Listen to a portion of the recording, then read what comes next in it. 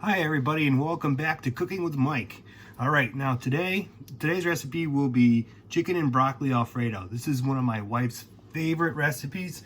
She loves it. Every time I make it, she ends up eating the leftovers, which is not normal for her. She doesn't really like leftovers too much. But yeah, it's pretty easy. It's not too crazy. I try to keep it as basic as possible with adding as much flavor to it as possible. So here are the main ingredients you're going to need. Of course, you're going to want chicken of some sort, boneless, skinless. I usually like to use chicken tenders. It's up to you. You can use boneless chicken breasts or even boneless chicken thighs. I do that sometimes too, to switch it up a little bit. I mean, totally up to you. It's your thing. You're also going to want broccoli if you want to put broccoli in it. You don't necessarily have to do that. We like the broccoli. A lot of people do, so I always add it in. I use a whole bulb of garlic because I really like garlic. We both do. You don't have to use that much. I've always liked more garlic in my Alfredo sauce. Ever since I was a kid, my dad, he used to bring me to this restaurant in Springfield, Mass. It was called Touch of Garlic, and they packed the garlic in that Alfredo sauce, and it was always so good. So the basis of this recipe, the sauce, is kind of inspired from that sauce. So that's why I add so much garlic, because as you can see here, I also have granulated garlic that's going to be going in as well. Okay, other ingredients you're going to need are heavy cream. I would definitely stick to that. I mean, if the store you shop at doesn't have heavy cream, you can substitute it for, say, half and half, or something like that. You really don't want to go with light creams or anything like that, or going into the milk territory, because it'll make the sauce a little too thin and it won't be as rich. You're gonna want a wedge of Parmesan, about 8 ounces. That's the size I usually go with. And oh yeah, by the way, the cream is a 16-ounce package. That's what you want to go with for this size recipe. You can get the pre-grated stuff or the pre-granulated stuff, but I like doing it myself, mainly because the flavor is just a lot better when you use the fresh product. Plus, it comes together a lot better too. You can get lumps and stuff like that. Try not to use shredded at all. Like if you are going to use a pre-processed Parmesan of some sort, don't use shredded, and try to stay away from like the pre-packaged Parmesans as well, like like these guys, like you would put on spaghetti or something like that, because once again the flavor kind of gets affected and it's not good. Also, another thing you're gonna want is a stick of butter. That's right, a whole stick of butter. It's very important to have that in the Alfredo sauce. It adds to the flavor, and it just, I don't know, it's really good. And then olive oil, of course. You're gonna want some salt, some celery salt. This is a little kind of like secret thing that I like to put in. Not everybody puts it in. Actually, I'm probably the only person in the entire world that does. I don't put a whole lot in. The granulated garlic, again, as I previously mentioned. The onion, the granulated onion, and then some black pepper. You can use freshly ground. You can use the pre-ground. I use pre-ground only because I'm lazy. And like I said, I like to try to keep this stuff as simple as possible. I'm usually cooking dinner as soon as I get home from work. And if I got something like that that's already taken care of, why not? I know it's not hard to crack pepper, but whatever. And then last but not least, fettuccine. Now, once again, this is totally up to you. You can use a totally different pasta if you want. I like to stick with the fettuccine for the most part. Every once in a while, we'll go with like bow ties or something like that. But for the most part, stick to fettuccine or even linguine. Linguine works too, because it's just a smaller fettuccine. All right, so well, I'm gonna get this stuff kind of broken down a little bit, and then I'll come back to you, and we'll start cooking. All right. All right, so I'm about to grate up the cheese right now. What I like to use is one of these cowbell style cheese graters. I mean, I know they're not always the easiest to find, but you can find them at most grocery stores or even Bed Bath & Beyond or somewhere like that. I like to use the finest setting. That's my preference. I find it helps the cheese to break down a lot easier in the cream sauce. So I mean, it's really up to you, but like I said, the bigger the grate, the more likely you're gonna get like chunks and stuff like that. Which I mean, if that's what you're into with your sauce, I mean, whatever, you know. But so that's usually what I go with. You usually want to do this before you really start everything else, because this is time consuming. It takes at least 10-15 minutes, you know, and that's going at a good rate of speed. Always watch out for your fingers, because I'll tell you what, these things can be pretty mean. And also, instead of kind of starting off like this, it's good, you know, you're gonna have this thing going all over the place and all that. So what I usually like to do is break this guy right in half, you know what I mean? Just kind of go over the bowl with it, or whatever you may be doing. Also, if you have a nice clean surface like I do here, you can just take this right down, and then you'll get a nice pile underneath. You know, I mean, that's not a lot yet, but you know, you get what I'm saying. Then you can just transfer it over into your bowl with a bench scraper or a knife or your hands or whatever you want to do. You know what I mean? It's all up to you. All right. All right. So next up, we're gonna chop up our garlic. Tear this guy apart a little bit. Sorry. Get all these little guys out of here. All right, now what we'll do with these is just kind of cut the ends off of them at first. Just give them a good whack.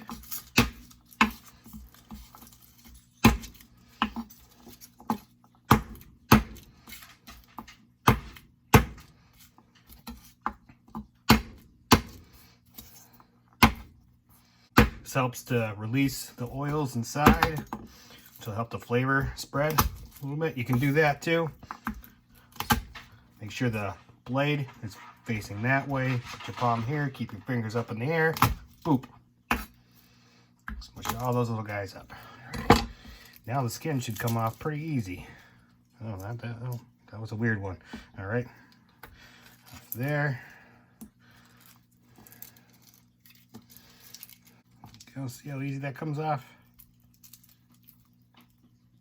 This one goes to prove me wrong. There we go.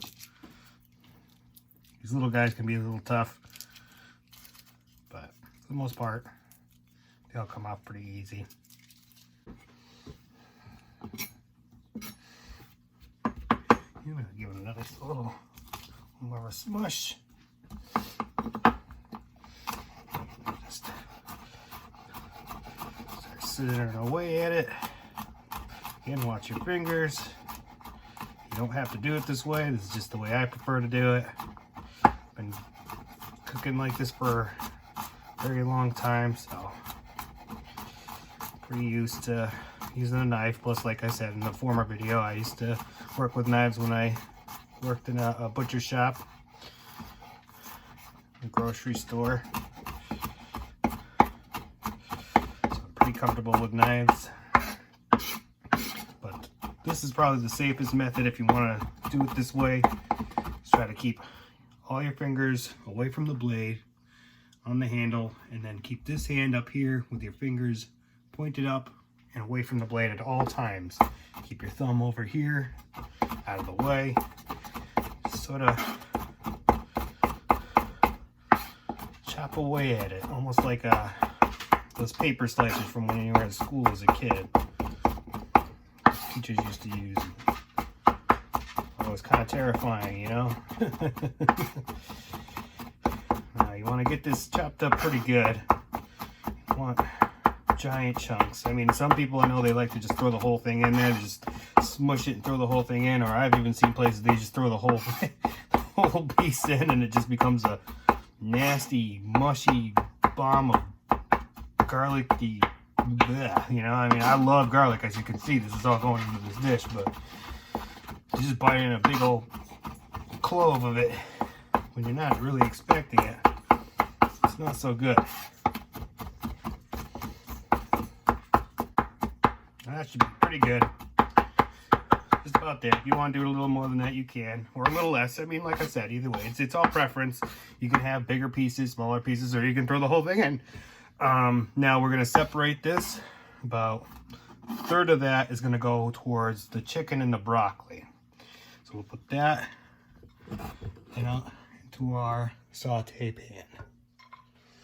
And then the rest of it is gonna go into our saucepan. I like to use a non-stick saucepan when it comes to making this sauce, mainly because I don't want the cheese or the cream or the mix of the two sticking to the bottom of the pan, because that can ruin your sauce big time. Nobody likes burnt Parmesan cheese sauce when they're having fettuccine Alfredo. It's just not good at all. So 2/3 for the sauce, 1/3 for the chicken and the broccoli. Put that back on there. Make sure there's no garlic on the bottom of the pan. Next, we'll cut up the broccoli. Cut the end off there. You can chop that up and throw it in there if you want. We don't like it, so we don't.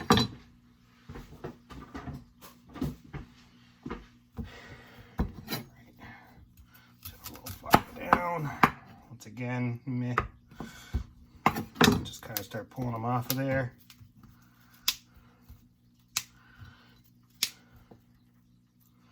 A little more off.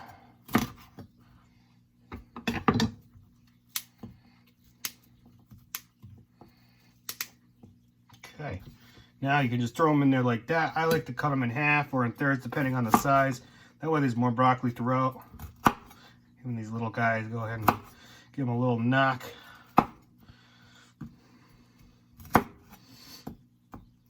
Something like getting cheated out of broccoli when you want broccoli, right? Yeah.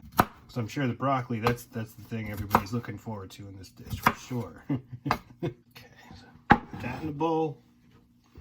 Got the cheese in the bowl. Just like that. Now, at this point, we can start making things happen just before we start cutting up the chicken.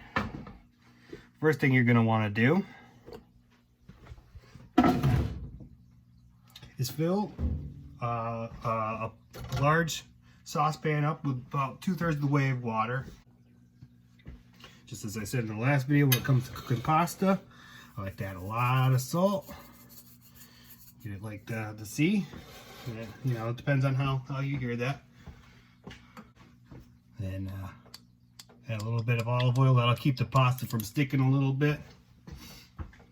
I like using stainless steel for cooking the pasta and getting the water up to boil, because it's a lot faster, I found, in particularly.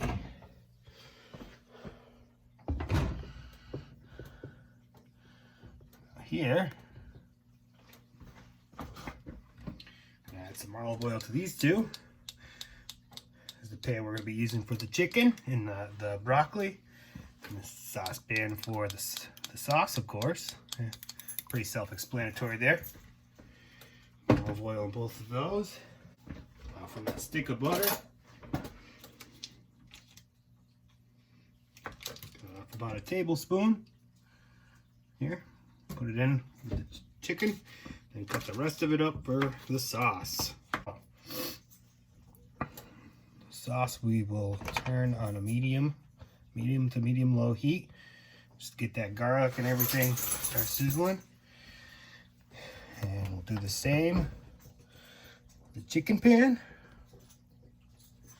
Get that moving around a little bit. Right, so while this stuff's starting to get ready and all that, we'll come back over here to our cooking, or our prep area, I should say. There we go. Get our Geisler's antibiotic free chicken tenders. That's right, I'm not afraid to put out a shameless plug from time to time. You can buy it wherever you want, but you know, it just makes me feel better if you buy it there. Okay, so now what I do is I like to kind of get them in a nice little pile here, and just like with the garlic, just kind of chop away at it, get little tiny pieces. I mean, you can cut it bigger than this if you want, but this is faster. And like I said, faster, the easier, the better when I get home from work. When it comes to cooking something like this. So you got some nice, fairly even pieces of chicken. I mean, some will be bigger than the others. It's no big deal. You can always break them up in the pan too as you're cooking them. Now, if you noticed, I cut up the chicken last when it came to the prep work because just for cross-contamination reasons and stuff like that, you really don't want to go cutting the chicken first and then having to cut the broccoli or the cheese or grate the cheese on the board or whatever, because, you know, I mean, the only other way to get away from that is like literally taking your whole board and going and cleaning it in the sink, you know. So it's like, just save it to the end. This makes it easier and a lot safer too. Then there's no question whatsoever. There's no cross-contamination. All right, now I turn the pans up a little bit, except for the spaghetti pan. That's all the way up. The pasta pan, I should say. All right. These guys are starting to get translucent. That's good. That's what we want. Go ahead and throw the chicken in before the garlic starts to burn. We don't want that. There's a little, how do you do there? A little more of that salt there. Not too crazy. A bit of black pepper. Tiny bit of celery salt.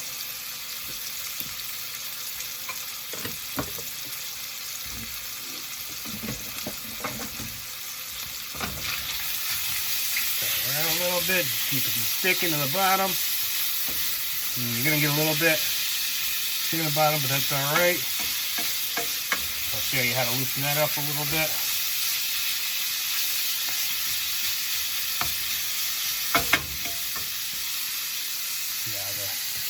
Butter and garlic there, starting to break down pretty good. We might turn that up just a little more too, just to get that moving along. Hopefully my camera doesn't fall into anything.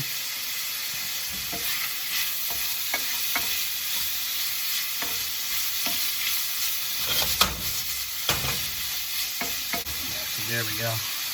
This is the kind of action we want going on here. And move that around.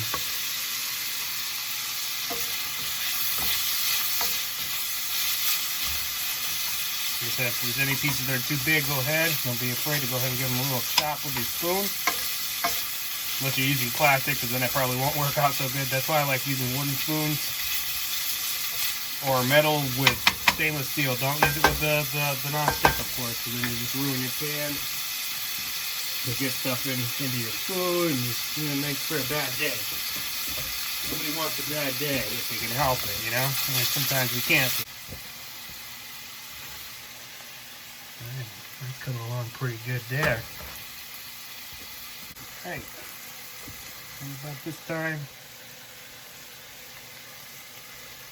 let that garlic and the oil and the butter just kind of come together right now.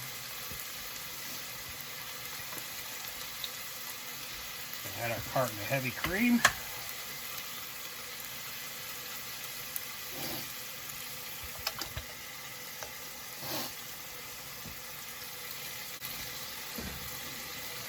There.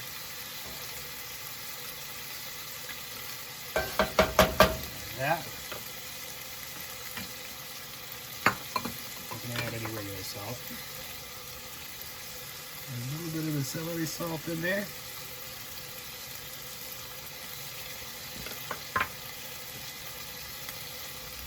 A little bit of granulated onion.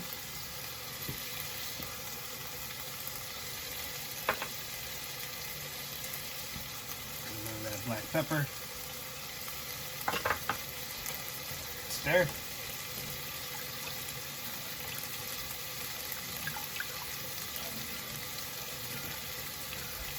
Kitchen's starting to smell pretty darn good right about now.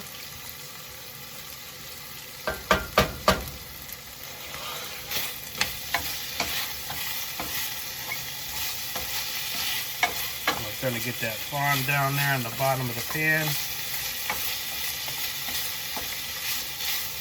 That's starting to happen. A little bit of white wine, a little bit, you splash, you loosen things up.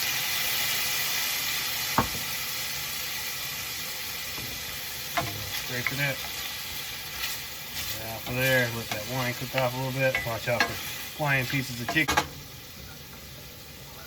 get that stir every once in a while. The butter will start to, the oil will separate a little bit, so just try to keep things together.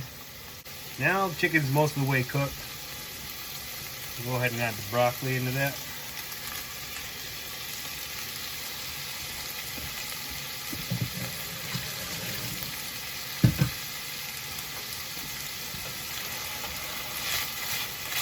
Stir it in.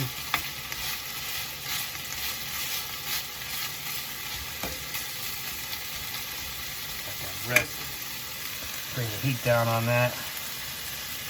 About medium low. You don't want to go burn the broccoli. Once again, not the greatest of flavors. Alright, now our water is boiling.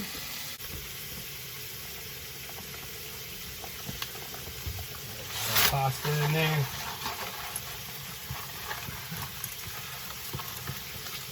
Get it all in there. There we go. Give it a second. Let it cool down a little bit and then give it a good stir. You don't want that all sticking together. So it doesn't cook right. And the cooked pasta is really not that great.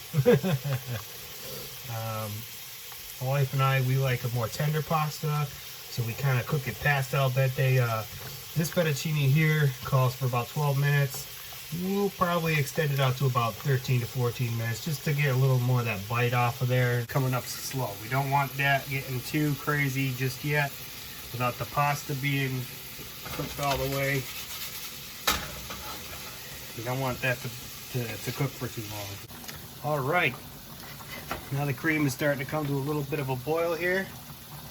We want to start adding our cheese to it. Handful at a time. Give it a good stir.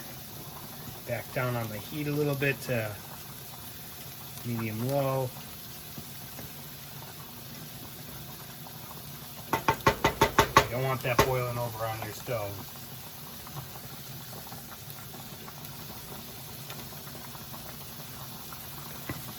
Again, stir, stir, stir, stir.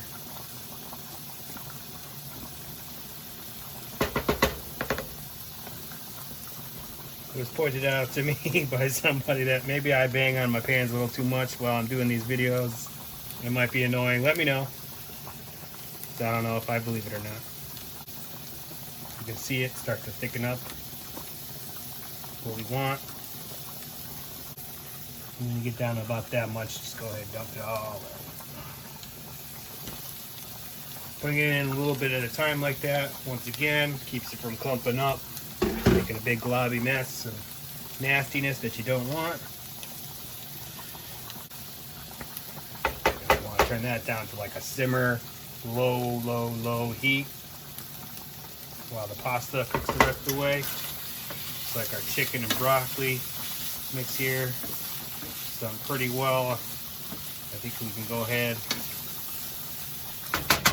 get that off the heat.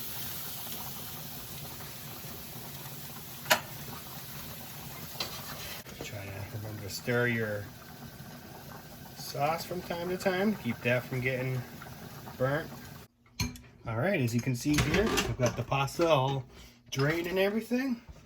Now everything comes together. And a little bit of olive oil there, because I don't usually rinse the pasta off if I'm mixing the sauce in, which is exactly what we're going to be doing here. You can keep it separate if you want, but I like to add everything in together all into one pan. That way all the flavors kind of come together and converge. And it's a lot easier to, you know, serve and all that other stuff. So we'll put the chicken and broccoli in first. Get all those little bits of garlic and all that kind of stuff in there.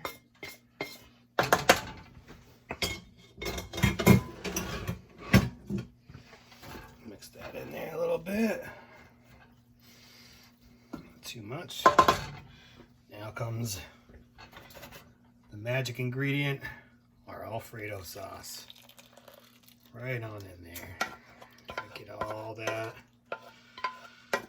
in there as best as you can.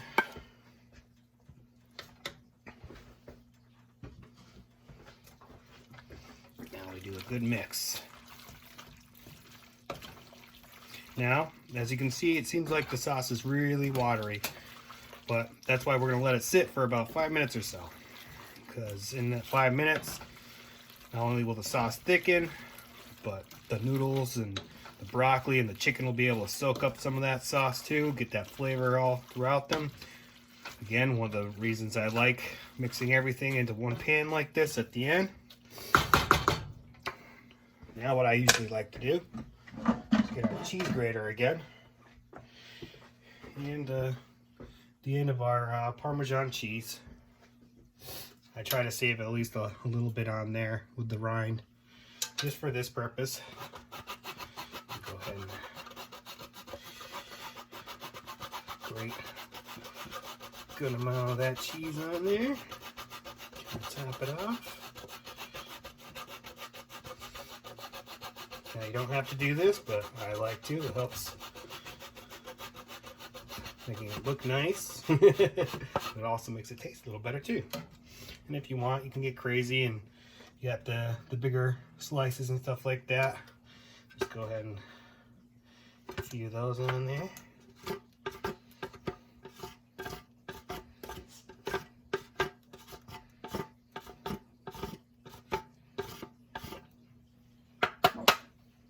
Add a little bit of parsley on here if you want. I know I didn't add that in the ingredients in the beginning of the video, but this is kind of an optional thing, just like the additional cheese here. I'm just using the regular, you know, once again, shameless plug, just the dry type. You can use fresh if you want. I do from time to time.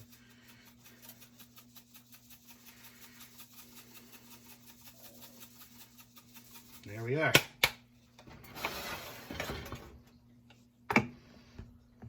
Nice chicken and broccoli Alfredo. Now, like I said, we're gonna let that set for probably about 5-6 minutes or so. Just kind of let everything incorporate, let the sauce thicken up a little bit, and we'll plate it up. All right, so now it's set for about 5 to 6 minutes or so, maybe longer. You can't prove that, so you know, that's your problem. We give the pasta one more good mix.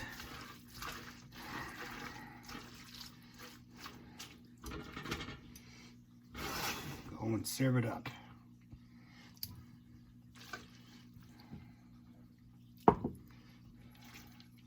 Making sure we get a little bit of everything in there, from the broccoli and some of the chicken.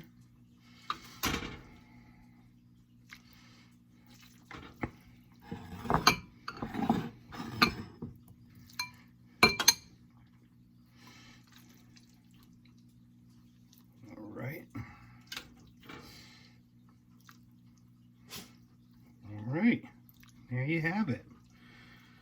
Nice and easy chicken broccoli Alfredo. You can make it to impress your friends, your loved ones, you know, anybody. You know, they'll love it, I'm sure.